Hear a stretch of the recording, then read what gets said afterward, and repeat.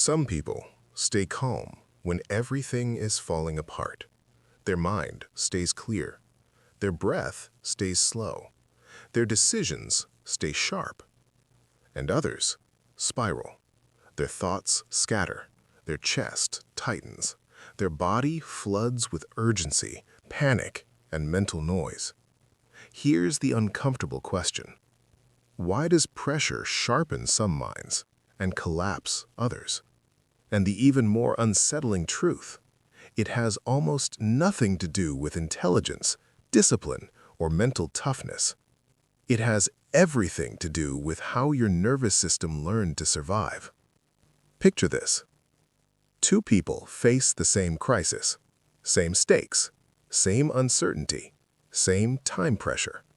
One becomes calm, methodical, controlled. The other becomes frantic, avoidant, overwhelmed. But both are responding perfectly, not to the situation, to their conditioning. Because your brain doesn't respond to reality.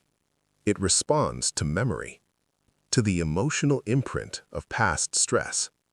Long before you learned logic, discipline, or emotional vocabulary, your nervous system was already learning something far more important: what pressure means. For some, pressure meant challenge. For others, pressure meant danger.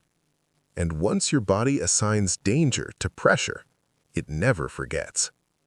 That's why under stress, some people don't think, they react. The nervous system hijacks cognition. The survival brain activates before conscious thought. This is where everything splits. When pressure hits, your brain asks one silent question. Is this safe or is this threat? If the answer is safe, the prefrontal cortex stays online. Logic, planning, emotional regulation. But if the answer is threat, your nervous system pulls the emergency lever. Blood flow shifts away from reasoning centers. Cognition narrows. Attention collapses into survival scanning. And suddenly, you can't think clearly. You can't focus. You can't access calm. Not because you're weak, but because your body thinks you're in danger. This is why anxious people to tell them to calm down is useless. Because calm is not a decision, it's a physiological state. And this is the hidden reason so many intelligent people sabotage under pressure. They're not lazy, they're not disciplined, they're dysregulated. Their nervous system learned early that intensity equals threat. Maybe pressure meant emotional unpredictability. Maybe it meant criticism. Maybe it meant punishment. Maybe it meant abandonment.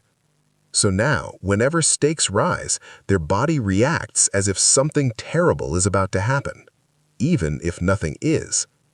That's why deadlines feel terrifying, why expectations feel paralyzing, why responsibility feels suffocating. Your nervous system doesn't care that you're safe now. It cares that you weren't before. And this is where the real trap begins.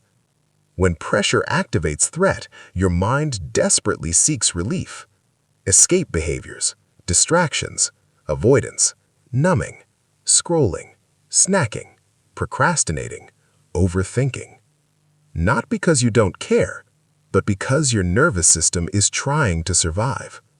So pressure becomes associated with collapse, and calm becomes associated with withdrawal, which means the more important something is, the harder it becomes to approach.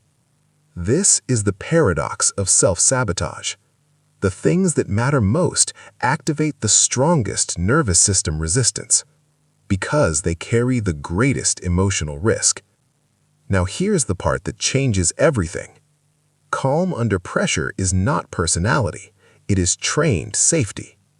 People who remain steady in chaos usually grew up in environments where stress was present but not emotionally dangerous. They experienced pressure paired with regulation, support, containment, guidance. So their nervous system learned pressure is manageable, challenge is survivable, intensity is not fatal. So their system stays online. But if pressure once meant emotional injury, your body never learned that difference. So it responds with defense, not failure. And this means something powerful. Your nervous system can be retrained. Not through motivation, not through forcing discipline, but through repeated experiences of safe pressure. This is where most people get it wrong. They try to overpower panic. They push harder, force productivity, override exhaustion. But that only teaches the nervous system pressure equals harm, which deepens the spiral. Instead, the nervous system learns safety through small, controlled exposure. Tiny challenges, low-risk discomfort, contained stress. Moments where pressure exists and nothing bad happens. This slowly rewires threat into tolerance, tolerance into calm, calm into confidence. That's why people who heal their anxiety don't become fearless, they become regulated. Their body learns, I can be here without dying. And once your nervous system stops screaming, your mind becomes sharp again. Focus returns, clarity returns, choice returns. You stop surviving and start responding. Because calm is not strength. Calm is safety. And the real work is not becoming tougher, it's becoming safer inside your own body. And in the next episode, we'll explore why self-sabotage is not a discipline problem, but a neurological survival reflex, and how your brain secretly works against your goals.